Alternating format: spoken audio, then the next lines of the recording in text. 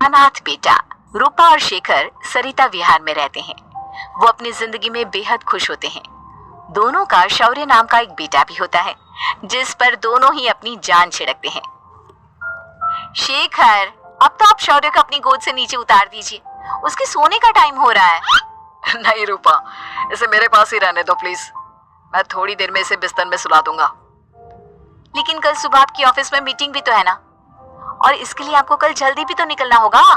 जाइए, आप भी जाकर सो जाइए। क्या यार, अभी तो मेरी गोद में आया था मेरा बेटा और तुम उसे लेकर जा रही हो। बाद में कर लेना अपने बेटे से प्यार, अभी जाकर सो जाइए। रूपा शेखर से शौर्य को ले रही होती है कि तभी शौर्य रोने लगता है। शौर्य को रोता देखकर रूपा उसे फिर से शेखर को थमा देती है। आपका बेटा ना एक नंबर का नौटंकी है, बिल्कुल आप पर गया है वो। साफ बोलो ना, तुम्हें जलन होती है हम दोनों बाप बेटे का प्यार देखकर। पहले बड़ा तो होने दो तुम शौर्य को, फिर देखना वो सबसे ज्यादा मुझे ही प्यार करेगा। देखते हैं। ऐसे ही दिन बीतते चले जाते हैं और एक दिन कैंसर की बीमारी के चलते रूपा की मौत हो जाती है। अब शौर्य 3 साल का हो चुका होता है, जिसके कारण उसकी दादी शेखर पर दूसरी शादी का दबाव बनाने लगती है। शेखर, शौर्य अभी बहुत छोटा है और उसे इस समय एक माँ के प्यार की बहुत जरूरत है। माँ, मुझे दूसरी शादी नहीं करनी। क्या पता जो दूसरी औरत आएगी वो मेरे बेटे को एक माँ का प्यार दे या ना दे। तो रूपा की छोटी बहन वैशाली से ही शादी क्यों नहीं कर लेता? वो तो शौर्य को एक माँ का प्यार पूरा दे सकती है ना। मैंने कहा ना माँ, मुझे दूसरी शादी नहीं करनी, और अपनी ही पत्नी की बहन से तो हरगिज नहीं। ऊपर से अगर रूपा देख रही होगी तो वो क्या सोचेगी? अपने लिए ना सही, लेकिन तुझे शौर्य के लिए तो शादी करनी ही पड़ेगी ना बेटा। शेखर कुछ कहता उससे पहले ही अंजुमन उसे रूपा की कसम दे देती है, जिसके आगे मजबूर होकर शेखर शादी के लिए हामी भर देता है। देखो वैशाली, मैंने तुमसे शादी सिर्फ अपने बच्चे के लिए की है। मैं चाहता हूँ कि तुम उसे एक माँ का भरपूर प्यार दो। शौर्य, आपके साथ साथ मेरा भी कुछ लगता है। अगर आप मुझसे शादी नहीं भी करते तब भी मेरा प्यार शौर्य के लिए कभी कम या ज्यादा नहीं होता। शादी के कुछ दिनों बाद ही शेखर की माँ की भी मौत हो जाती है। वैशाली शौर्य को एक माँ से भी बढ़कर प्यार देती है। शौर्य को लेकर वैशाली का यूं निस्वार्थ प्यार देखकर शेखर को भी उससे प्यार हो जाता है और कुछ सालों बाद शेखर और वैशाली का भी लड़का हो जाता है। लेकिन इसके बाद वैशाली का शौर्य को लेकर बर्ताव बदलने लगता है। वैशाली, मैं देख रहा हूँ तुम आजकल शौर्य का जरा भी ध्यान नहीं रख रही हो। मुझे पता नहीं था कि आदित्य के होने के बाद तुम इतना बदल जाओगी। आदित्य मेरा अपना सगा खून है और शौर्य दीदी का, फिर मैं दोनों में अंतर कैसे नहीं करूं? माँ भले ही दोनों की अलग अलग है, लेकिन पिता तो एक है ना। अगर मुझे पहले पता होता कि तुम इतनी जल्दी बदल जाओगी तो मैं कभी तुमसे शादी ही नहीं करता। हाँ, तो किसने कहा था आपसे मुझसे शादी करने के लिए? मैं थोड़ी ना आई थी आपके पास, आपकी माँ ही आई थी मेरे घर आपका रिश्ता लेकर। वैशाली, मुझे तुमसे ऐसी उम्मीद नहीं थी। गुस्से में शेखर अपना पैर पटकता हुआ शौर्य को वहां से लेकर चला जाता है। पापा, मम्मा मुझसे प्यार क्यों नहीं करती? क्या मैं उनका सगा बेटा नहीं हूँ इसलिए मुझसे प्यार नहीं करती? मम्मा नहीं करती तो क्या हुआ बेटा, पापा तो करते हैं ना आपसे प्यार। कुछ दिनों के बाद, आज तुझे खाना पीना कुछ नहीं मिलेगा, चल चुपचाप से अपने रूम में जाकर सो जा। माँ, अब भाई को खाना क्यों नहीं दे रही हो? बेटा तू आराम से खाना खा, इस नालायक की चिंता मत कर। एक दिन खाना नहीं खाएगा तो मर नहीं जाएगा ये। अगर भैया नहीं खाएंगे तो मैं भी नहीं खाऊंगा। तू अपने भाई का भक्त क्यों बन रहा है? ये तेरा सौतेला भाई है, सगा नहीं जो तू लक्ष्मण बन रहा है। माँ, आपको इतना भी नहीं मालूम? श्री राम और लक्ष्मण सगे भाई नहीं थे।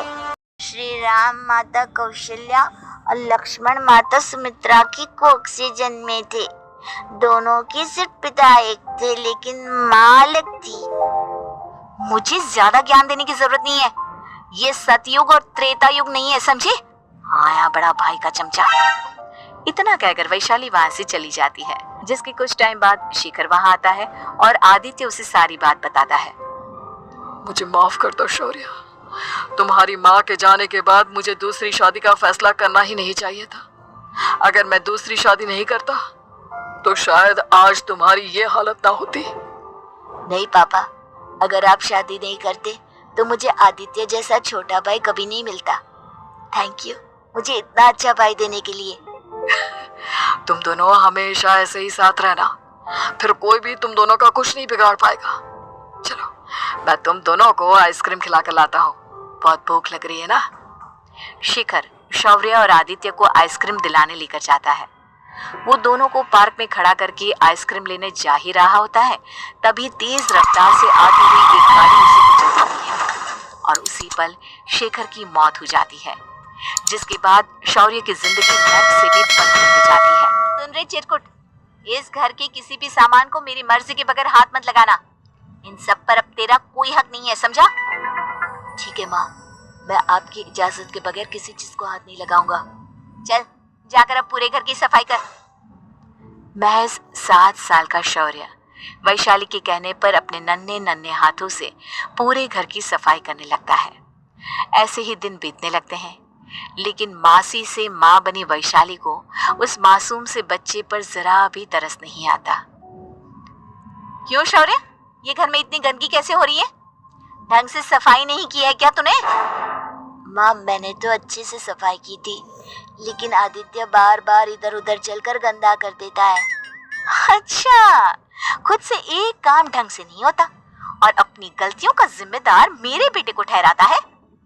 इतना कहकर वैशाली बांस का डंडा उठाकर शौर्य को जोर जोर से मारने लगती है। तभी वहां वैशाली के मायके वाले भी आ जाते हैं और उसकी सारी करतूतें देख लेते हैं। माँ मैं ऐसा क्या करूं जिससे आप मुझे भी आदित्य के जितना प्यार करोगी? बोलिए ना माँ, मेरे क्या करने से आपके अंदर मेरे लिए ममता जागेगी? वैशाली शौर्य की एक नहीं सुनती, उसके ऊपर डंडे बरसाती जाती है। हद पार होते देख वैशाली की माँ उसका हाथ पकड़ती है और जोर से उसे थप्पड़ मारती है। यही सब करने के लिए तूने दामाद जी से शादी की थी? हमने सपने में भी तुझसे ऐसी हरकत की उम्मीद नहीं की थी। तू माँ नहीं, माँ के नाम पर एक धब्बा है। बस कीजिए माँ, आदित्य की इस दुनिया में आने से पहले मैंने इसे बहुत प्यार किया था, लेकिन अब जब मेरी खुद की औलाद है तो मैं किसी और के बच्चे से प्यार क्यों करूं? अरे नालायक औरत, जिसे तू किसी और का बच्चा कह रही है वो तेरी खुद की सगी बहन का बच्चा है। बहन है तो क्या हुआ, मेरे अपने बच्चे से बढ़कर तो नहीं हो सकता ना ये कभी। अगर यही बात थी तो तू हमें पहले बता देती, हम शौर्य को अपने साथ ले जाते। उसे इस तरह प्रताड़ित करने की क्या जरूरत थी? अगर आपको लेकर जाना है ना तो ले जाइए इसे, मैं नहीं रोकूंगी।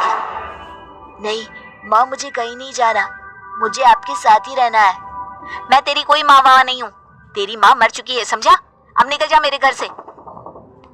माँ अब बहुत गंदी हो, मुझे भी नहीं रहना आपके साथ, मैं भी भाई के साथ ही जाऊंगा। अरे तू क्यों जाएगा, तू तो मेरा सगा बेटा है, जाने दे इसे। हम यहाँ ऐश से रहेंगे, तुम्हारे पापा बहुत सारी जमीन जायदाद छोड़ गए हैं तुम्हारे लिए। नहीं माँ, मुझे भाई के साथ जाना है। आप अच्छी नहीं हो, आप बहुत बुरी हो, आप भाई को बहुत परेशान करती हो। देख वैशाली, तुझसे ज्यादा समझ तो इस मासूम बच्चे में है।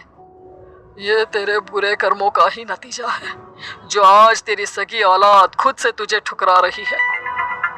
आदित्य, तुझे इस शौर्य ने भड़काया है ना मेरे खिलाफ? नहीं माँ, मुझे किसी ने भड़काया नहीं, पर मैं सब देखता हूँ, सब समझता हूँ। भाई बहुत अच्छा है, वो आपकी जैसा नहीं है। चलिए नानी। इतना कहकर वैशाली के मायके वाले आदित्य और शौर्य को अपने साथ ले जाते हैं और इस तरह वैशाली बड़े से घर में अकेली पड़ जाती है। 2 बेटों के होते हुए भी आज उसे माँ कहकर बुलाने वाला कोई नहीं होता।